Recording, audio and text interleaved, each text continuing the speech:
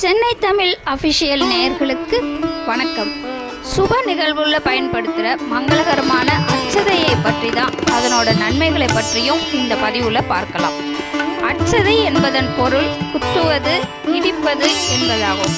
நெல்மணிகளை உலக்கையால் இடிப்பார்கள். இப்போ இருக்கும் இளம் தலைமுறையினருக்கு உலக்கை என்பதெல்லாம் தெரியாது.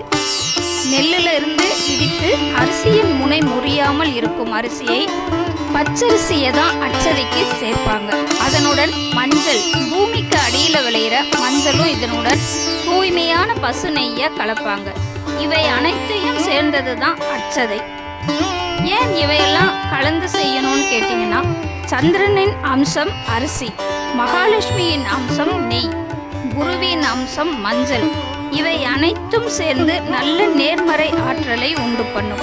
அதோடு மட்டும் இல்லாமல் ஒரு சுப நிகழ்வுக்கு வர்றவங்க மனதார வாழ்த்தும் போது அனைத்து தடைகளும் நீங்கி நல்லவை மட்டுமே அங்கே கிடைக்குங்கிறது ஒரு ஐதீகம்.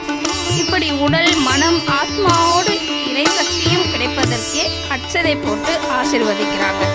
இப்போ இருக்கும் அவசர காலகட்டத்தில் கூட்டம் காரணமாகவும் திருமணங்களில் அட்சதையை தூக்கி வீச வேண்டியதாக இருக்குது. அந்த மாதிரி வீசக்கூடாது. அம்மி மிதித்து அருந்ததி பார்த்து நடக்கும் திருமணங்களில் அட்சதை முக்கியம் வாய்ந்தது. புதிதாக ஒரு தொழில் ஆரம்பிக்கும் போதும் அட்சதை போட்டு தான் ஆரம்பிப்பாங்க.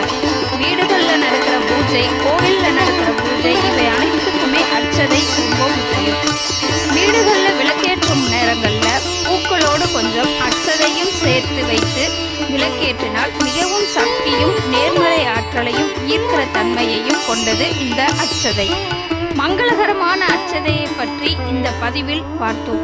வேறொரு பதிவில் சந்திப்போம். பிடித்திருந்தா லைக் பண்ணுங்க, ஷேர் பண்ணுங்க, மறக்காம சப்ஸ்கிரைப் பண்ணிட்டு வீடியோவை பாருங்க. நன்றி.